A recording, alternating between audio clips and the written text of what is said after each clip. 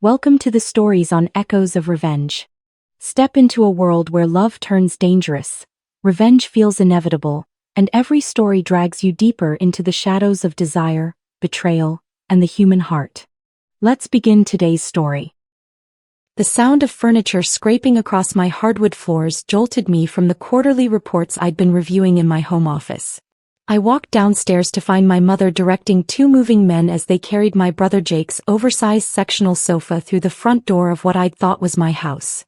The Victorian I'd purchased 18 months ago after my consulting firm had its first $1 million quarter. Perfect, set it right there by the bay window. Mom instructed with the authority of someone who'd clearly appointed herself interior decorator for this unauthorized invasion. Jake's going to love the natural light in this living room. I stood at the bottom of my staircase, watching my family treat my home like community property while Jake supervised the installation of his 65-inch television where my antique writing desk had been that morning. The same desk where I'd built DataBridge Solutions from a freelance side hustle into a 7-figure consulting operation. What exactly is happening here? I asked, using the diplomatic tone that had served me well in boardroom negotiations but felt surreal in my own living room. "Oh good, you're home," Mom said without a trace of acknowledgement that anything unusual was occurring. "We're getting Jake moved in. He needs somewhere to stay while he gets back on his feet, and you have all this extra space just going to waste." Extra space.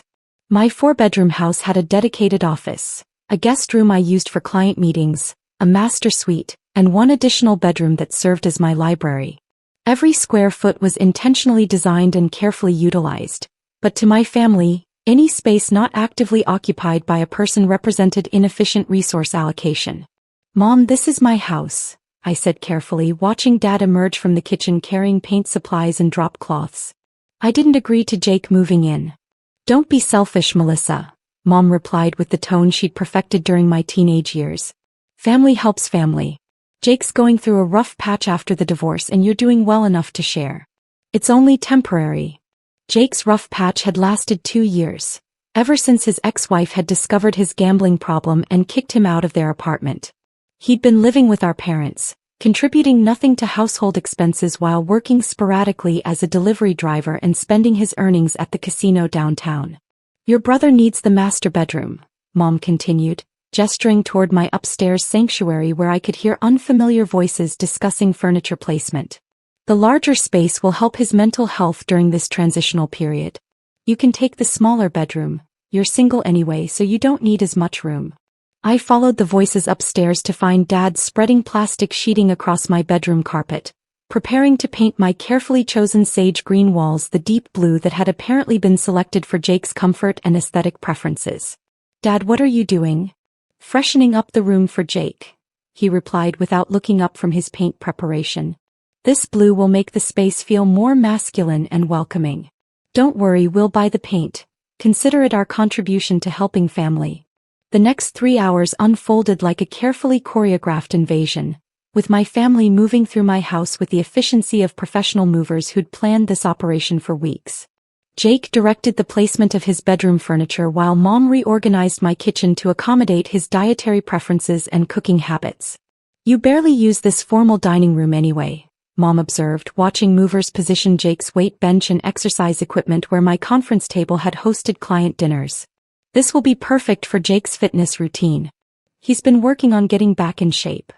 I stood in my kitchen doorway, watching my refrigerator get restocked with energy drinks and frozen pizza while my meal prep containers were relocated to a single shelf. The transformation felt surreal, like watching someone else's life being superimposed over mine with casual efficiency. "Melissa, we need to talk about household expenses," Dad announced, emerging from what had been my home office carrying boxes of my business files. "Jake's going through financial difficulties, so he can't contribute to utilities or maintenance costs. But you're doing well with your computer business, so it shouldn't be a burden." Computer business. DataBridge Solutions had generated $2.3 million in revenue last year, providing digital transformation consulting for Fortune 500 companies. But to my family, any work involving technology qualified as a hobby rather than a legitimate enterprise requiring professional respect. "Where are my client files going?" I asked, watching Dad stack confidential business documents in my garage like old tax records. Jake needs the office space for his gaming setup, Dad explained matter-of-factly. You can work from the smaller bedroom, or better yet, maybe this is a sign you should find office space like other real businesses. Working from home isn't professional anyway. The gaming setup consisted of 3 monitors, a gaming chair that cost more than most people's monthly rent, and enough electronic equipment to power a small television studio.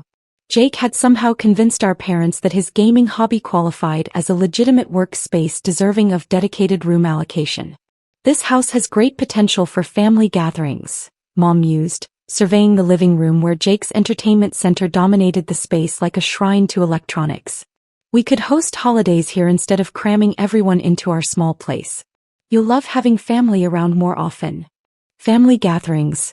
My house had been my sanctuary, the place where I could decompress from demanding client work and plan strategic initiatives without interruption. The idea of it becoming party central for extended family celebrations made my carefully controlled professional life feel suddenly chaotic. Jake, how long are you planning to stay? I asked my brother, who was testing the acoustics of his new entertainment system at volumes that probably violated neighborhood noise ordinances. Until I get back on my feet, he replied without looking away from his screen. Maybe 6 months, maybe longer. Depends on how quickly I can rebuild my savings. 6 months. I'd purchased this house as an investment in my professional independence, using the equity to establish credibility with clients who expected their consultants to demonstrate financial stability and business acumen. Now it was being converted into subsidized housing for my unemployed brother's recovery project. Thanks for being so understanding, Melissa, Mom said, patting my shoulder with maternal approval. This is what successful people do. They help family members who are struggling. You're finally using your good fortune for something meaningful. Monday morning brought the sound of multiple vehicles in my driveway, not more moving trucks, but 3 black SUVs that I recognized as the transportation preferred by my attorney's firm when handling high-stakes litigation. I watched through my kitchen window as Patricia Wellington, senior partner at Wellington & Associates, approached my front door, followed by a team of legal associates carrying briefcases and official-looking documents. Jake emerged from what had been my office, wearing pajamas at 11 a.m. and looking confused by the unexpected professional visitors. Melissa, did you order something? There's a bunch of people in suits outside. Before I could answer, the doorbell rang with the kind of authoritative persistence that suggested official business.